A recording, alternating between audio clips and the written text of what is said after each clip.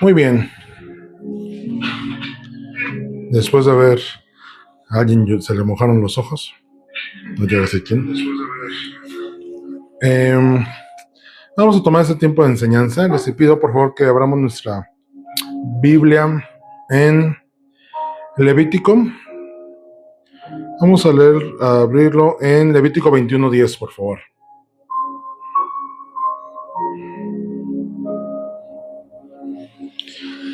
Levítico 21:10 dice: y el sumo sacerdote entre sus hermanos, sobre cuya cabeza fue derramado el aceite de la unción y que fue consagrado para llevar las vestiduras, no descubrirá su cabeza, ni rasgará sus vestidos, ni entrará donde haya alguna persona muerta, ni por su padre, ni por su madre se contaminará. El Señor bendice su palabra. ¿De qué habla Levítico? Levítico habla de la tribu de Leví. Todo lo que tiene que ver con la tribu de Leví viene aquí, los levitas. ¿Y quién es la tribu de Leví?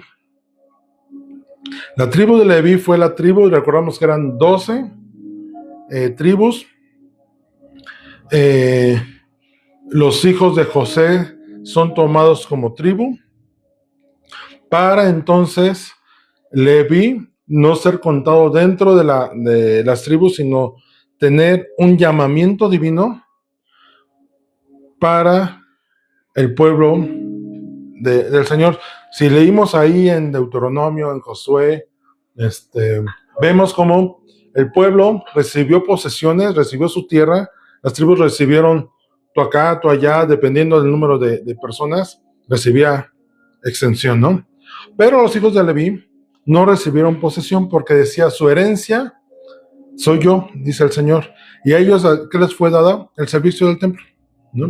Todas las tribus de Leví servían al templo de diferentes funciones. Había los que llevaban el arca, había los que quitaban el tabernáculo, había los que limpiaban, habían los que ya después en el templo de David eran los porteros, eran los cantores, eran los administradores de la bodega, eran los que ofrecían los sacrificios, o sea, todo lo que tenía que ver con la parte ceremonial en el pueblo, de acuerdo a lo que el Señor había establecido en la ley, los levitas para eso estaban. Y entre los levitas había un clan, una familia, que era especial. Y especial en el sentido que ellos eran los sacerdotes. Todos servían en el templo, pero los sacerdotes ministraban delante del Señor. Eran los que tenían ese trabajo de honor, por así decirlo, no. Era un trabajo de honor. Entonces Aarón fue revestido como sumo sacerdote. Todos sus hijos eran sacerdotes, pero él era el sumo sacerdote, el principal sobre ellos. Y en esta tarde vamos a hablar precisamente de nuestro sumo sacerdote, y viene muy relacionado a lo que decías ahorita de lo que hemos estado viendo en Hebreos. Y entonces Levítico es un libro que habla sobre la figura o sombra de nuestro Señor Jesús. Todo lo que tiene que ver con el tabernáculo, todo lo que tiene que ver con la parte de servicio, todo es sombra y referencia al Señor Jesús. Que si los postes del tabernáculo son de acacia, habla del Señor Jesús.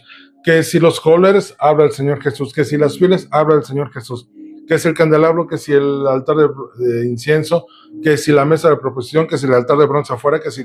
Todo habla de Jesús. Aún la figura del sacerdote, como tal, en su vestimenta, habla de Jesús.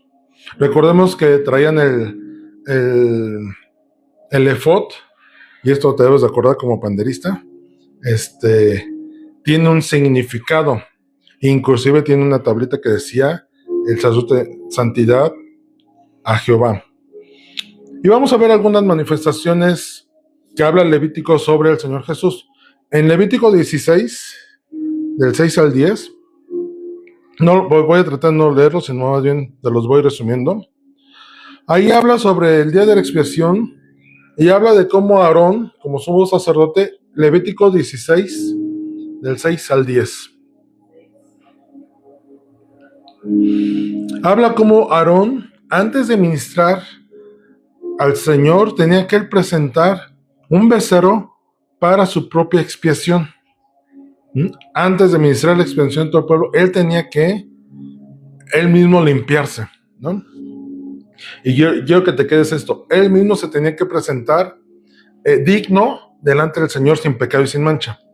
Y dice que entonces, en el verso 7, que tenían que tomar 2 machos cabríos y presentarlos delante del Señor. Y uno, por suerte, decía, a ver, este es A y ese es el B. Bueno, el A es el que se presenta como expiación ante el Señor, y el B va a ser por nuestra restauración y va a ser enviado al desierto. Tú dirás, oye, qué ritual tan raro, ¿no? ¿Cuál es el propósito? Bueno, se lo resumo brevemente. ¿Qué es expiación? La expiación es el padecimiento por el castigo por los pecados. Si tú pecas, tienes que llevar un castigo. Entonces la expiación que hace es quitarte el efecto del pecado cuando un pecador se arrepiente. Cuando tú te arrepientes, viene a ser que nuestro pecado es perdonado y se nos es quitado, ¿no? Y entonces ese es el cabrito que se presentaba ante el Señor como sacrificio por nuestra expiación. Jesús fue la única persona capaz de llevar a cabo la expiación por toda la humanidad. Él ya tomó el pecado de todos para que nosotros no llevamos la consecuencia del pecado, y Él lo llevó. Y el segundo macho cabrío era mandado al desierto y que enviado a Azazel al desierto. Azazel es una entidad espiritual, podría ser un nombre que recibe Satanás, y él es el que se lleva todo el pecado, ¿no? La restauración es la parte esencial de la relación que tenemos con Dios y la humanidad, y también entre las personas. Es un proceso de restauración el cual busca reparar las relaciones dañadas. Cuando Adán pecó, ¿qué pasó? ¿Qué se rompió? La relación con Dios, la comunión. Y la comunión es algo más profundo que la relación, porque yo puedo tener una relación con una persona por trabajo, por amistad, por escuela, por vecinos, por conocidos, ¿no? Yo puedo tener una relación con el de la tienda porque lo conozco. A lo mejor no es mi amigo, pero tengo una relación con él. Pero la comunión conlleva una relación más cercana, una convivencia estrecha. Cuando el hombre pecó, se dañó esa relación con Dios. Entonces, el quitar nuestro pecado, ¿qué ocurría entonces? Restauraba nuestra relación con Dios a través, hablando de Israel en el Levítico, para que entonces tuvieran un año completo de nueva comunión con Dios. Todos los pecados se habían cometido en un año. Dios decía, no me acuerdo. Pero vemos cómo, precisamente como cada año se tenía que celebrar este ritual de expiación, no era suficiente el sacrificio de un macho cabrío, ¿no? O de los 2 machos cabríos, tenían que ser algo más. Entonces, esa es una de las ejemplificaciones que habla Levítico respecto al Señor Jesús. Otra la encontramos en Levítico 19:2. En Levítico 19:2 dice: habla a toda la congregación de los hijos de Israel y diles: santos seréis, porque santo soy yo, Jehová, vuestro Dios. Y cuando hablamos de la santidad de Dios, es innegable pensar en Jesús, Yahushua en su nombre en hebreo. Y esto es que cuando tú hablas y piensas en santidad, ¿en qué piensas? ¿Qué se te viene a la mente, mamá, cuando escuchas santidad o santo?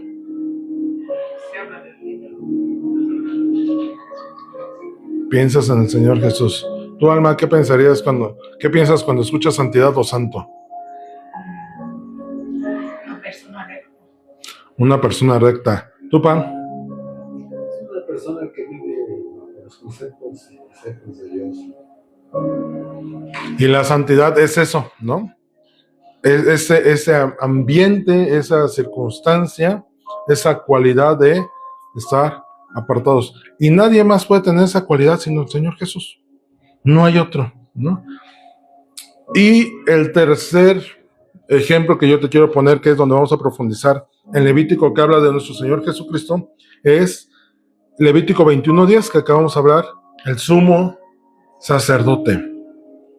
Entonces les decía cómo el sumo sacerdote era una persona dentro de la familia de Aarón. Específicamente en este caso el primero fue sumo sacerdote, fue Aarón, que tuvo el privilegio y la función de presentar ante el Señor, representantes al Señor por todo el pueblo. En Levítico 8 puedes ver ahí la consagración de los sacerdotes y de la familia de Aarón, pero en Éxodo 28:1 dice, no lo busquen si quieren, Éxodo 28:1, harás llegar delante de ti a Aarón tu hermano y a sus hijos consigo, de entre los hijos de Israel, para que sean mis sacerdotes. Y sacerdote es un ministro delante del Señor. Tenía esa 28:1. Si recordamos en Pedro, una de las cartas de Pedro, primera de Pedro, dice que nosotros somos real sacerdocio, nación santa, pueblo adquirido por Dios, para anunciar las virtudes de aquel. Y ese real sacerdocio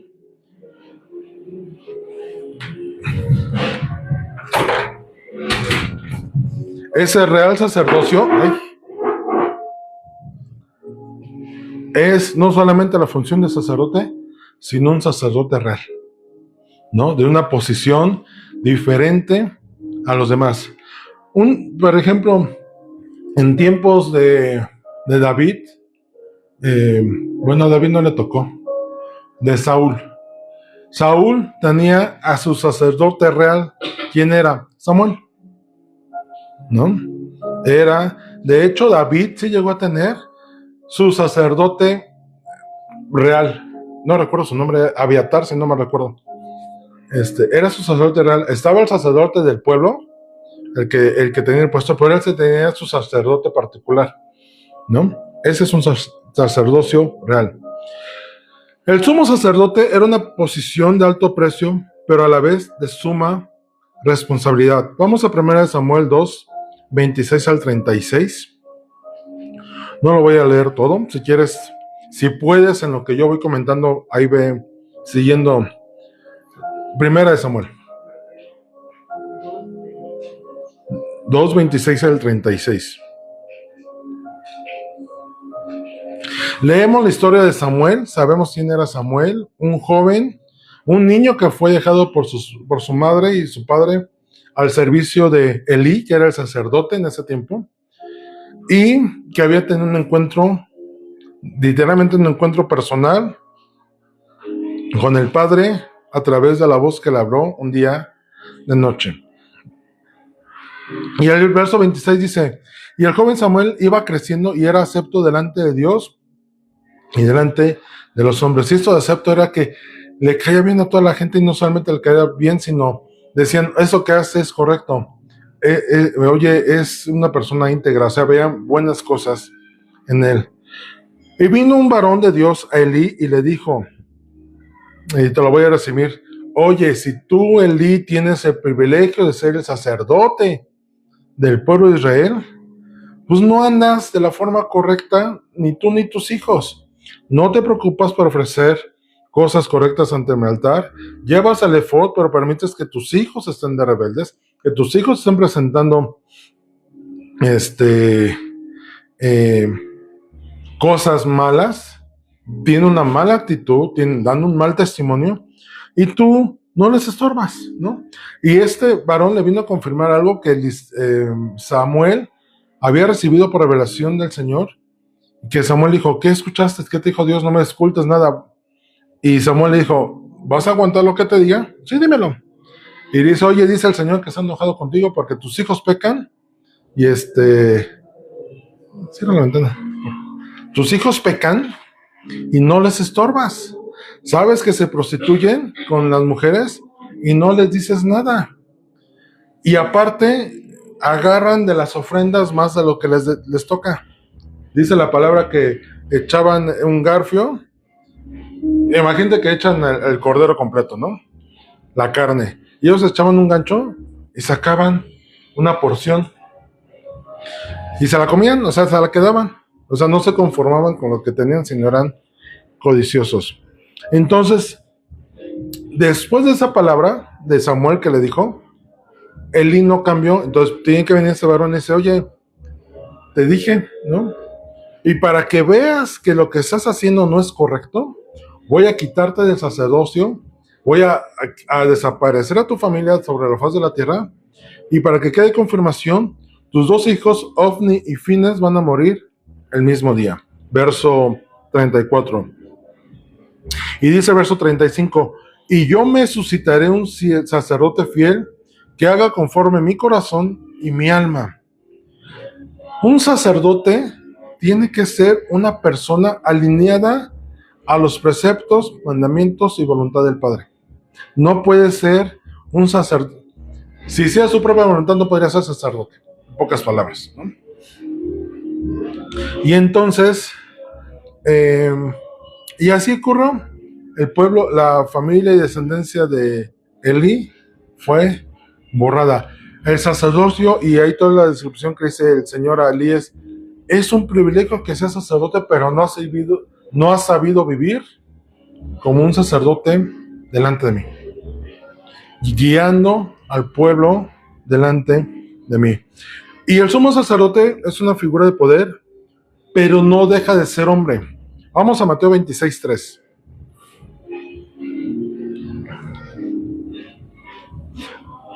Y esto es lo que toda persona, todo un ser humano debe de cuidar al tener una posición de poder. Dice Mateo 26:3. Entonces los principales sacerdotes, los escribas y los ancianos del pueblo se reunieron en el patio del sumo sacerdote llamado Caifás. Oye, ¿y por qué tenía el sumo sacerdote una casa tan grande que tenía su propio patio, ¿no? Como para albergar muchas personas. En Lucas 22:54 dice, y prendiéndole le llevaron y le condujeron a casa del sumo sacerdote, y Pedro le seguía de lejos. ¿Sabemos de qué está hablando? Cuando Jesús fue arrestado, no fue llevado al concilio, no fue llevado ante las autoridades, fue llevado a la casa de Caifás, el sumo sacerdote. Oye, pero ¿por qué Caifás tenía una casa, ¿no?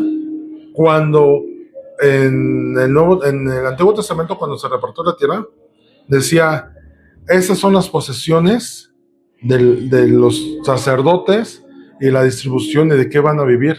Sí podían tener propiedades, pero Caifás es la muestra perfecta de cómo se había corrompido el sacerdocio dentro del pueblo de Israel. De hecho, si recuerdan esta historia, bueno, este tiempo en los evangelios, dice que había un Sanedrín, que era un conjunto de 70 o 71 sacerdotes, escribas y maestros de la ley, que podían ser fariseos, y era el consejo que gobernaba a Israel. Y mientras estudiaba esto, yo me preguntaba, oigan, ¿y el Sanedrín era una institución autorizada por Dios? No. ¿Saben de dónde salió el Sanedrín? Cuando primero el Señor dijo, yo seré su Dios y ustedes serán mi pueblo, y van a ser gobernados por sacerdotes, ¿no? No pidan rey, ¿no? Y después que el pueblo, no, queremos un rey. Oye, pero vas a ser esclavo del rey. ¿Estás consciente? Sí, no importa, queremos un rey. Bueno, dice Dios, va, les voy a dar un rey. Saúl, vas a ser el primer rey. Y de ahí, los reyes, recordemos que hubo reyes que hicieron cosas malas, y vienen los cautiverios, ¿no? El exilio a Babilonia, y a los 70 años viene el regreso. Cuando regresaron, el que fue puesto como gobernante sobre Judea fue una persona llamada Zorobabel, que él se encargó de la reconstrucción del templo. Pero él fue dada la autoridad, era un regente. Pero el pueblo, en lugar de quedarse con seguir una línea de gobernantes en línea, decidieron hacer un consejo en el cual todos gobernaban. Y recordemos que cuando Moisés estaba, se estableció jueces a consecuencia de un consejo de su suegro Jetro, que dijo: oye, ¿qué estás haciendo juzgando al pueblo? No, estás mal, te vas a cansar, te vas a morir de esto. Designa gente sabia que sean jueces sobre el pueblo y ellos resuelvan casos sobre 10, sobre 50, sobre 100, y los casos más difíciles te los traigan a ti, ¿no? Ese era el orden jerárquico. Después, con los reyes había otro orden, pero finalmente tenía un sistema de justicia y de seguimiento y de enseñanza. Cuando viene el regreso, que regresan Nehemías y Esdras junto con Zorobabel, ellos también toman esa posición, sobre todo Esdras, no los dos, Nehemías y Esdras, pero Esdras sobre todo de retomar la ley como se había establecido en Moisés de la forma correcta. Nehemías también se preocupaba de eso, de decir: ¿cómo estás viviendo? Oye, no puede ser que hagas esclavo a tu propio hermano. Es como si hicieras esclavo a tu hermano Ray, ¿no? Oye, cualquier día, pero es tu hermano. Sí, pero me debe dinero. Que trabaje para mí, para trabajar. O sea, es ilógico. Y Nehemías les llama la atención y dice: oye, ¿qué están haciendo? No, pues no, y la palabra de Dios dice. Y dice que los soltaron y después se arrepintieron y otra vez los hicieron esclavos. Decía Nehemías: dejen de estar jugando, nos van a meter en problemas graves delante del Señor. Y el orden era que nuevamente porque cuando regresaron, hicieron un censo de todos los levitas y sacerdotes por familias para que retomaran el servicio. Ese era el orden correcto. Pero ¿qué hicieron? Hicieron un Sanedrín, un consejo. Y si has visto y entendemos todo el contexto que operaba en los tiempos de Jesús, que eran corruptos, de hecho los profetas hablan duro hacia los sacerdotes. El Señor les habla duro diciéndole: sacerdotes, ladrones, fornicarios, me sacrifican, adúlteros, me sacrifican, y santifican los días y presentan ofrendas, pero su corazón está lejísimos de mí, de labios me honran, pero su corazón, años luz, ¿no? Les pesa venir a su santuario, pero su pecado no les importa ir hasta el otro lado del mundo, ¿no? Y entendemos que son hombres. Los sacerdotes eran hombres, finalmente.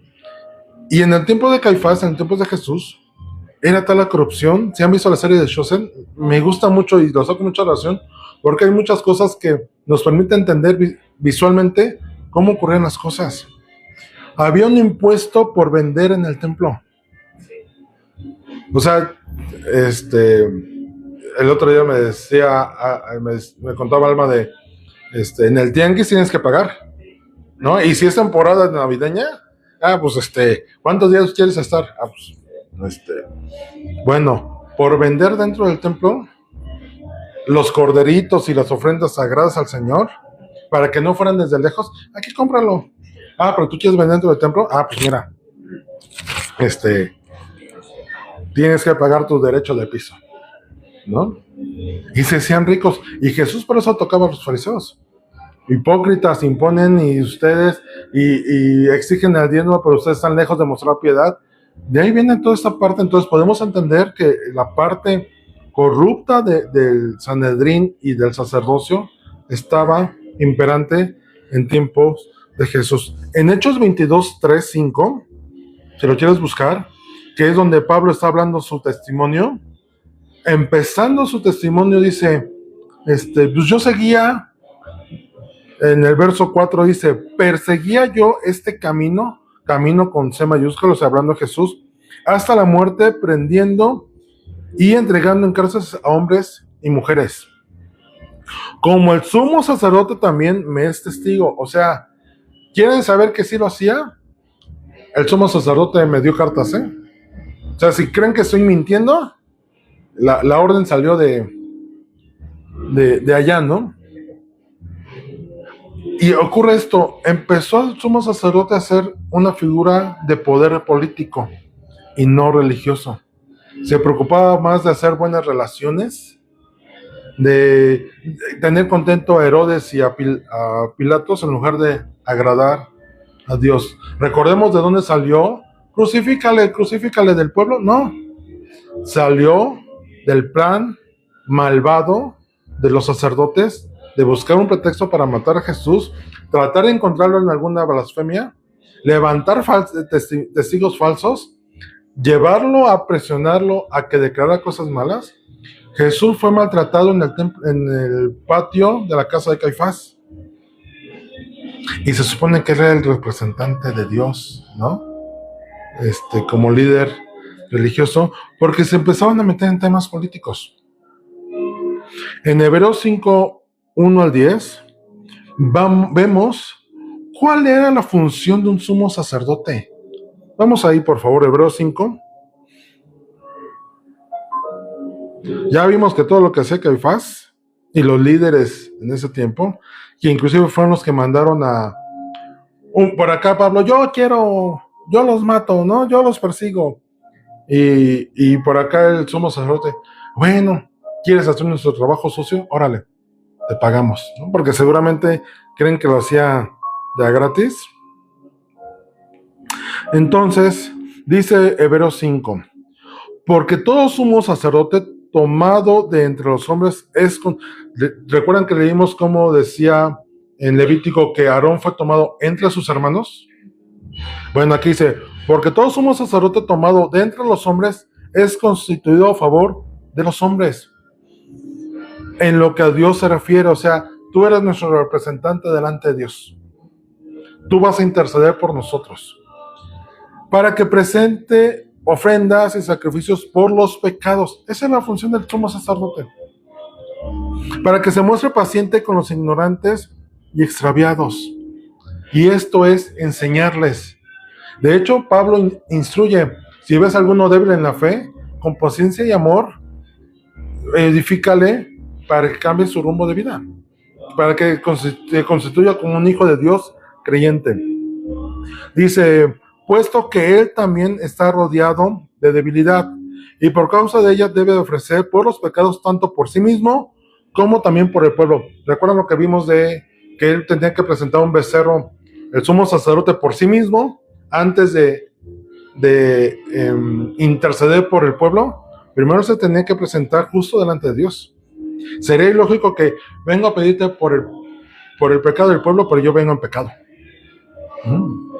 De hecho, recordarán que dentro de la vestimenta del sacerdote tenía unas campanitas y entraban al lugar santo atados de una cuerda en el tobillo, de forma que si adentro era encontrado con pecado y moría, porque el Señor, si ya no escuchaban las campanitas, jalaban el cuerpo, porque no podían entrar al lugar santo para sacarlo. Entonces, ya te moriste.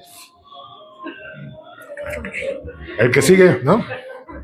¿Quién es el que sigue en la lista de sumo sacerdote? Ponte cuenta, ¿sí? Porque ya viste que se cayó, ¿eh? Entonces dice, verso 4, y nadie toma para sí esta honra. O sea, no es que yo quiera ser sacerdote, sino que es llamado por Dios, como lo fue Aarón. ¿Por qué escogió a Aarón? Volvemos a este principio que el otro día les decía. Porque la voluntad de Dios le plació. En términos actuales es porque le dio la gana, dicho con todo respeto, pero él lo deseó. De él le vino bien decir, yo quiero a Aarón para este puesto. ¿Por qué no escogió a María? O ¿por qué no escogió a Josué? ¿O por qué no escogió a Juan Pérez? ¿O por qué no escogió? ¿Por qué no quiso? A los otros les dio otra.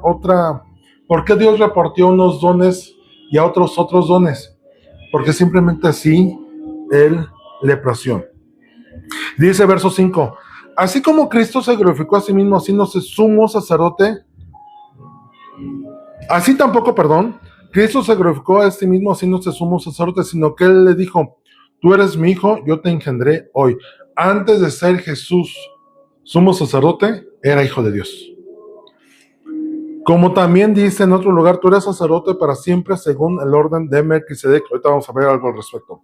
Y Cristo, verso 7, en los días de su carne, ofreciendo ruegos y súplicas con gran clamor, o sea, intercediendo, lo que tenía que hacer un sumo sacerdote, Con gran clamor y lágrimas, al que le podía librar de la muerte fue oído a causa de su temor reverente. Y aunque era hijo, por lo que padeció, aprendió la obediencia y habiendo sido perfeccionado, vino a ser autor de eterna salvación para todos los que lo obedecen. Y fue declarado por Dios sumo sacerdote según el orden de Melquisedec. ¿Qué está diciendo aquí este pasaje de Hebreos, el autor, que posiblemente sea Pablo? Que Jesús, no siendo sumo sacerdote, o sea, no fue llamado a ser sumo sacerdote porque él haya querido, porque yo quiero, no, sino en el plan divino de Dios, él tuvo que ser sumo sacerdote. Pero la diferencia es que él, como sumo sacerdote, no tuvo que presentar ofrenda por sí mismo, ¿no? Porque en él no hay pecado. Y él, siendo sumo sacerdote intercediendo por los hombres, él mismo se hizo sacrificio. Y eso está, si lo meditas, está profundo. A ver, él intercediendo por nosotros, pero él mismo se presentó. Señor, vengo a presentar ofrenda de expiación por el pueblo.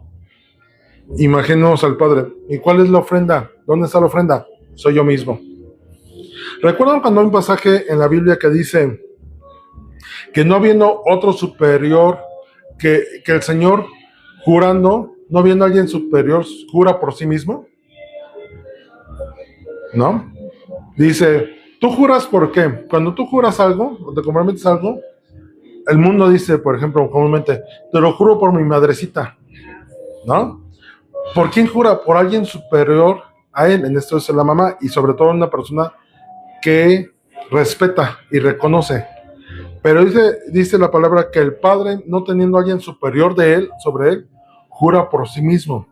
Así en esta misma idea, quiero que lo tomes, este mismo concepto, Jesús se presentó a sí mismo como sumo sacerdote, como ofrenda, siendo el sumo sacerdote. Un sacerdote, en aquel tiempo, en tiempos bíblicos, un sumo sacerdote, sabiendo su oficio, sabiendo que la gente venía a ofrecer sacrificios, no se levantaba y decía, ¿hoy qué tengo que hacer? ¿Iré a ofrecer sacrificios o no? ¿Voy o no voy? ¿No? No, él sabía lo que tenía que hacer, de forma que él se levantaba y oficiaba. No, me imagino que tenían horarios, no sé, pero él se levantaba y decía, ¿quién viene a ofrecer sacrificio? Nosotros, por aquí, por favor. ¿Por qué vienes? Bueno, no me voy a meter en problemas, pero así como muchas dependencias de gobierno que tienen toda la disposición de servirte, que te dicen, estoy aquí para servir, soy servidor público, te quiero ayudar. ¿Qué trámite vienes a hacer? Ese no es conmigo. Igualito, ¿no? El sacerdote se levanta de oficio. No tiene que esperar. El Señor Jesús, sabiendo a qué vino, él, yendo hacia la cruz, hacia la muerte, él se presentó como sumo sacerdote y le dijo al Señor, vengo a interceder por este pueblo, por toda esta humanidad. ¿Cuál es el sacrificio? Yo mismo soy. Por mí mismo es que vengo a presentarme. En Hebreos 9:7 dice, pero en la segunda parte solo el sumo sacerdote una vez al año, no sin sangre, la cual ofrece por sí mismo y por los pecados de ignorancia del pueblo. Vemos cómo era el ritual de tiene que haber derramamiento de sangre. No era suficiente con que llevaras a la ovejita, el borreguito, el macho cabrío, puro, perfecto, sin mancha de un año. No era suficiente. Tenía que ser muerto. Dice Isaías que como cordero fue llevado al matadero, fue ofrecido. Y dice que guardando silencio no abrió su boca. Yo me ofrezco, aquí vengo, ¿no? Les recordaba, ¿no? Ya les comentaba que a mí me tocó ver cómo preparaban un cordero para hacer barbacoa. y cómo lo inmolaron. Y de veras, la ovejita nada más hizo así, cuando le clavaron el... No corrió, no se alebrestó, no se puso, ay, no, no, nada. Se quedó paradita. Conforme se iba desangrando, su fuerza se fue, se puso así de rodillas, bueno, ¿entienden qué posición digo? Se acostó y de repente, no, nada. Y si lo piensas con el Señor Jesús, cuando yo veía eso, yo decía, wow. Y llegó un momento que me tuve que hacer esta análisis porque yo recordaba y decía, así, o sea, verlo visualmente es muy diferente a pensarlo, a imaginarlo. A veces dices, ay, el Señor así se sacrificó por mí. Tenía que haber derramamiento de sangre. Y Jesús dijo, yo soy el sacrificio, que mi sangre sea derramada. Como sumo sacerdote, él se hizo la ofrenda. Vamos a Zacarías 3, por favor. El sumo sacerdote era una sombra, un reflejo, un simbolismo de lo que vendría, que es el renuevo, nuestro Señor Jesús. No voy a leer todo el pasaje, te lo voy resumiendo. Dice que en tiempos de Zorobabel, hablando de ese tiempo de cuando regresaron de Babilonia, estaba Zorobabel como regente y el sumo sacerdote se llamaba Josué. Y dice que en la visión de Zacarías veía que estaba siendo acusado. Y Josué iba vestido de vestiduras viles. Y entonces el Señor dice, quítenle estas vestiduras viles. Y le dijo, mira que he quitado de ti tu pecado y te he hecho vestir de ropas de gala. Después dijo, pongan mitra limpia sobre su cabeza. La mitra es un sombrerito, lo que se ponen. Y pusieron una mitra limpia sobre su cabeza y le vistieron las ropas, le cambiaron la vestimenta. Un sacerdote no se viste como cualquier otro. Si tú lees ahí en el Antiguo Testamento, no lo apunté.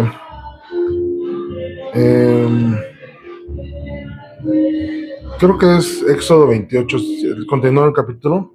Dice cómo tiene que presentarse el sacerdote vestido. E inclusive te ponía calzones de lino fino. O sea, toda la vestimenta tenía un porqué específico. Entonces, cuando aquí dice que le cambiaron la vestidura, le dieron vestiduras de sacerdocio. La investidura. Recordemos que cuando Aarón murió, fue destituido del sacerdocio, porque le quitaron las vestiduras para ponérselas a su hijo. No murió como sumo sacerdote, a causa de la murmuración que hizo con María respecto a Moisés. Qué triste fue que él no murió como sumo sacerdote, sino murió como cualquier civil, por así decirlo, como un levita, y su hijo tuvo la vestidura. Y dice, verso 6, y el ángel de Jehová amonestó a Josué diciendo, así dice Jehová de los ejércitos, si anduvieres por mis caminos, un sacerdote tiene que andar por los caminos del Señor, y si guardares mi ordenanza, o sea, ser obediente, también tú gobernarás mi casa, también guardarás mis atrios, y entre esos que aquí están, te daré lugar. Escucha pues ahora, Josué sumo sacerdote, y tú y tus amigos que se sientan delante de ti, porque son varones, que dice, simbólicos. He aquí, yo traigo a mi siervo el renuevo. ¿Y de quién crees que está hablando? De nuestro Señor Jesús.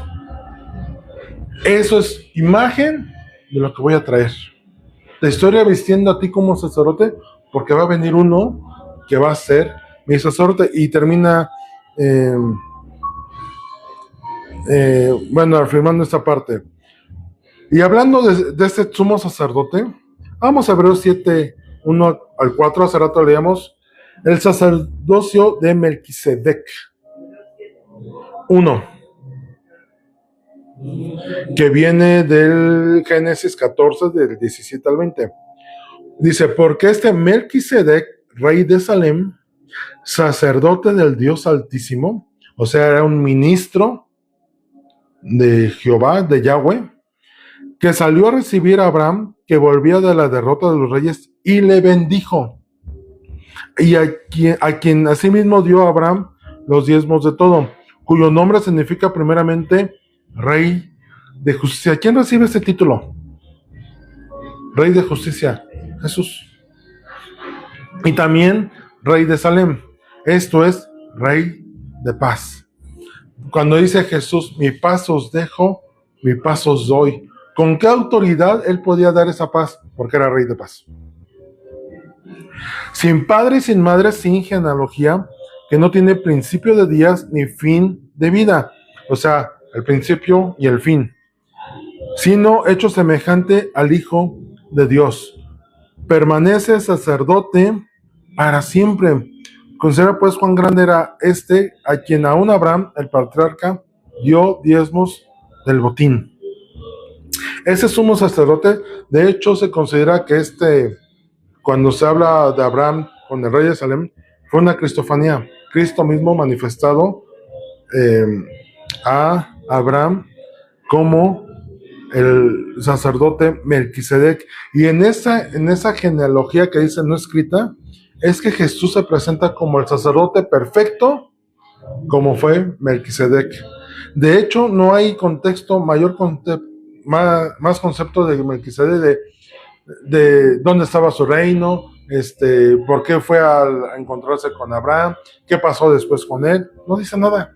Ese es el único pasaje en Génesis 14 que se habla sobre Melquisedec en cuanto a una circunstancia actual que en ese momento se presentó, verifica que se le presentó a Abraham.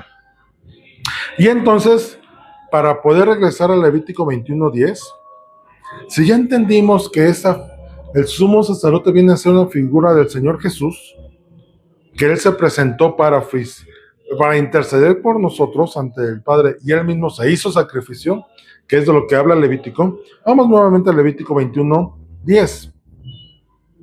Y quiero que vayamos viendo algunas características que Jesús cumplió como sumo sacerdote, y que aquí habla en Levítico 21, dice: y el sumo sacerdote entre sus hermanos, sobre cuya cabeza fue derramado el aceite de la unción. Si te recuerdas, Isaías 61 dice: el Espíritu del Señor está sobre mí, porque me ha, ¿qué? Ungido. El ungimiento no era para cualquier persona, era para reyes y sacerdotes. Y en este caso, el sacerdote fue ungido como el Señor Jesús fue ungido. Dice: y fue consagrado para llevar las vestiduras, esto fue revestido, se le dio el reconocimiento, no descubrirá su cabeza. ¿Qué recibió Jesús cuando fue a la cruz del Calvario en la cabeza? ¿Por qué no fue sin recibió la corona? Un sumo sacerdote no puede ministrar sin tener todo el atuendo correspondiente, y en particular la mistra o esta parte en la cabeza que les cubría. Luego dice: ni rasgará sus vestidos.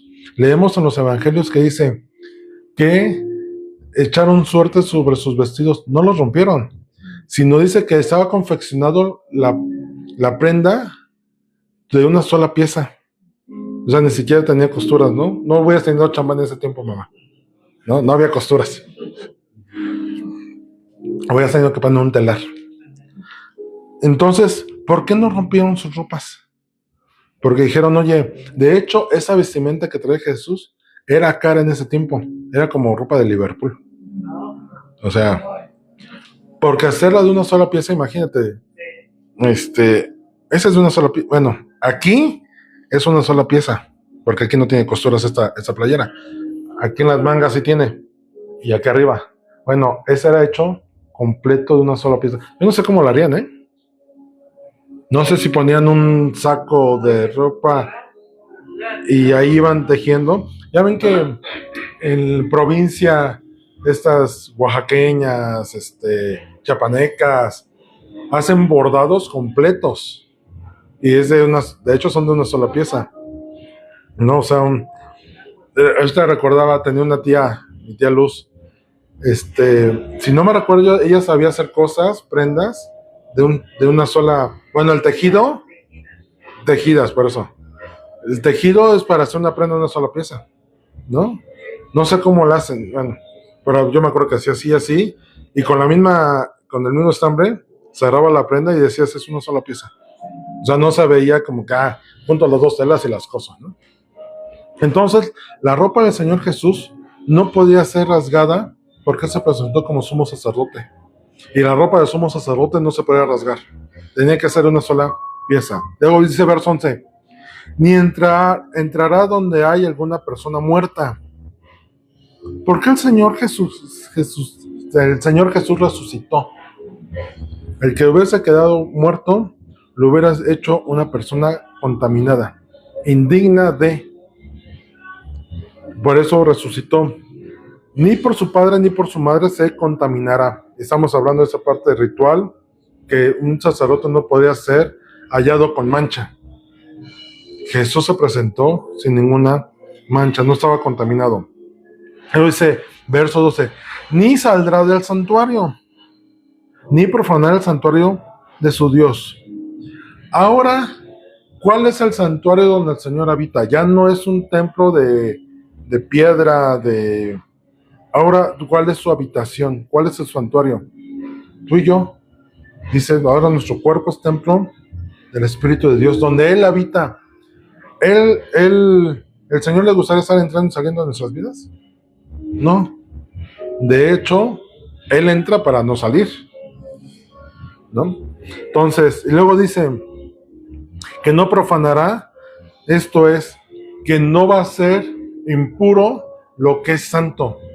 Por eso es que nosotros dejamos una vieja naturaleza para entrar en una nueva naturaleza. Las cosas viejas pasaron, y aquí todas son hechas nuevas. La vieja naturaleza muere para nacer una nueva naturaleza que es en Cristo. Y luego dice, porque la consagración por el aceite de la unción de su Dios está sobre él, nuevamente el ungimiento. Yo Jehová, dice verso 13, tomará por esposa a una mujer virgen. ¿Quién es la novia de Jesús? La iglesia. Y dice, ¿cómo dice el canto? Porque han llegado, y a su esposa se le ha concedido que se vista de lino fino, resplandeciente, y una mujer impura no podía vestirse así, ni una mujer que no fuera virgen podía, al día de hoy sigue haciendo eso. Una mujer, bueno, ¿por qué las mujeres cuando se casan ante la iglesia se visten de blanco? Porque manifiestan su pureza en lo sexual, ¿no? Jesús tiene una novia que es una mujer virgen, que es la iglesia. Dice, no tomará viuda, ni repudiada, ni infame, ni ramera, sino tomará de su pueblo una virgen por mujer. ¿Cómo llegamos al cuerpo de Cristo? ¿Cómo somos partícipes del cuerpo de Cristo? El Señor cuando nos toma, ¿qué hace? Nos limpia. Vuelvo a este tema que les he reiterado. ¿Qué cosa buena hay en nuestra vieja naturaleza? Nada. No hay nada. ¿El Señor permitirá que entráramos con nuestros vestigios de Egipto? ¿Con nuestros recuerdos de Sodoma y Gomorra? ¿Con nuestra añoranza de vivir en el desierto? No. A eso se refiere. ¿Por qué Dios, cuando le entregó la tierra de Canaán al pueblo de Israel, le dijo, destruyan a todos? No se casen ni tengan relaciones, ni convenios, a todos nos los van a borrar. ¿Por qué? Para no tener una mujer viuda, ni repudiada, ni infame, ni ramera. ¿Entienden a lo que me refiero? Algo que no va conforme a las ordenanzas y ley de Dios. Sino tomará de su pueblo una mujer virgen. Y eso tomará. Tú fuiste al Señor Jesús, tú tomaste al Señor Jesús o Él te tomó a ti. Dice que nosotros no hicimos nada. No hay nada que nosotros, porque Alma es muy buena haciendo, ensaladas. Porque Lupe sabe cocer muy bien. No envía nada en nosotros y Él nos tomó. Dice, para que no profanen su descendencia en sus pueblos, porque yo, Jehová, soy el que lo santifico. Y eso de santificarnos, fíjense, para presentarse una iglesia gloriosa, ¿recuerdan la parábola del trigo y la cizaña? Que dice que el sembrador, el hombre hizo sembrar su trigo y vino un maleante y echó cizaña. Y su siervo le dijo, no, oye, señor, ¿qué crees? Hay cizaña entre el trigo. ¿Cortamos la cizaña? Dice, no, porque no sé que al arrancar la cizaña también arrancan el trigo. Dejen que crezca, cuando crezca, llegará el tiempo en el cual arrancarán toda y separarán la cizaña del trigo. Así es como también el Señor se presenta una iglesia, una novia virgen, pura, santa, quitando lo que puede profanarlo. Y hablando de una descendencia santa, somos hijos de Yahweh, hijos del Señor, tenemos una identidad. No somos hijos extraviados, no somos hijos abortivos, no somos hijos perdidos sin identidad, no. Tenemos una identidad para presentarnos como herencia. De hecho, dice Pablo que somos hermanos y Jesús es el primogénito entre muchos hermanos. Y ahora somos coherederos con el heredero, ¿no? ¿Quién es el heredero? El Hijo. Pero como nosotros fuimos muertos y resucitados en la muerte y resurrección de Cristo, entonces hemos sido constituidos coherederos, o sea, compartimos la herencia de nuestro Señor Jesús. Y obviamente somos santificados por su obra en la cruz. Se me metió una pestaña.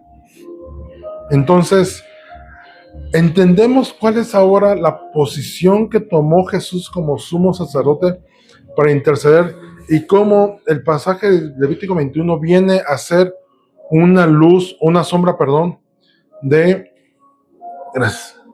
de Jesús como sumo sacerdote. Ni sé si ya me lo saqué. Bueno. Más bien lo traigo mojadito y entonces Jesús desde el Antiguo Testamento nos mostró cómo Él iba a presentarse como nuestro intercesor ante Dios, ante el Padre, y no solamente presentarse como intercesor, sino Él mismo ser el sacrificio por el cual fuimos nosotros todos restituidos a su gloria. La semana pasada vimos cómo Él se presentó como la ofrenda, como el sacerdote. En Levítico se presenta como el que oficia el sacrificio del Cordero, siendo Jesús mismo el Cordero delante de Él. Y entonces, ¿qué es importante quedarnos con estos? Tenemos un sumo sacerdote que no nos castiga ni nos juzga, sino un sumo sacerdote que intercede por nosotros. Y si no logramos entender eso en nuestras vidas, que tenemos a alguien que intercede por nosotros, ¿por qué tendríamos que vivir con una voz que nos culpa, sea de nosotros mismos o una voz del maligno? El ser humano solamente escucha tres voces en nuestro interior, en nuestro espíritu, en nuestra alma: o la de Dios, o la de nosotros, o la del diablo. ¿Qué voz escuchas tú? No podemos seguir viviendo con la condena que el mundo o aún nuestro propio yo nos da. Si tenemos un intercedor, un sumo sacerdote perfecto, que no falla, que no es corrupto, que no es de conveniencias, sino uno que intercede por nosotros por amor a cada uno de los que ha Él llamado para Él. Vamos a orar.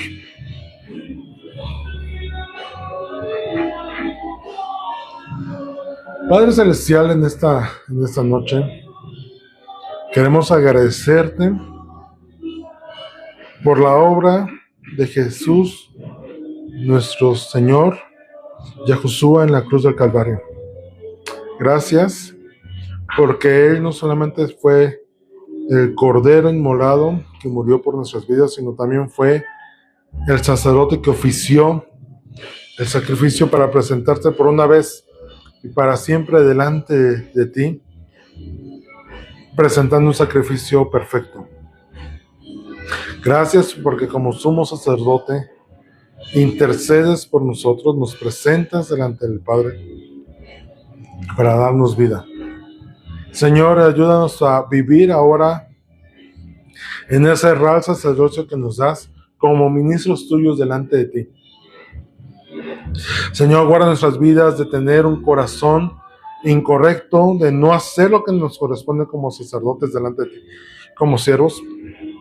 Guarda nuestras vidas de ser un Elí.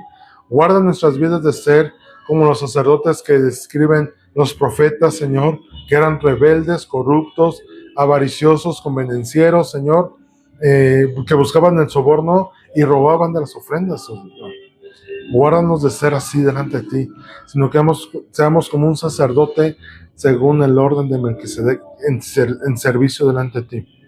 Señor Jesús, te damos gracias por ser nuestro sumo sacerdote, el cual nos guía a toda verdad, el cual nos da vida, el cual intercede ante el Padre y sirve ante el Padre para nosotros tener redención, Señor, y restauración. Señor, enséñanos a vivir, Espíritu Santo, no menospreciando la sangre del Cordero, sino reconociendo su sacrificio en la cruz y también la forma en que intercedió por nosotros como sumo sacerdote. Gracias porque en el Antiguo Testamento podemos ver la sombra del cumplimiento de las cosas cuando nuestro Señor en la cruz del Calvario murió y se presentó para darnos vida. Señor, ayúdanos a vivir conforme tu voluntad y tus preceptos. A ti sea la honra y la gloria por siempre, Señor Jesús. Amén.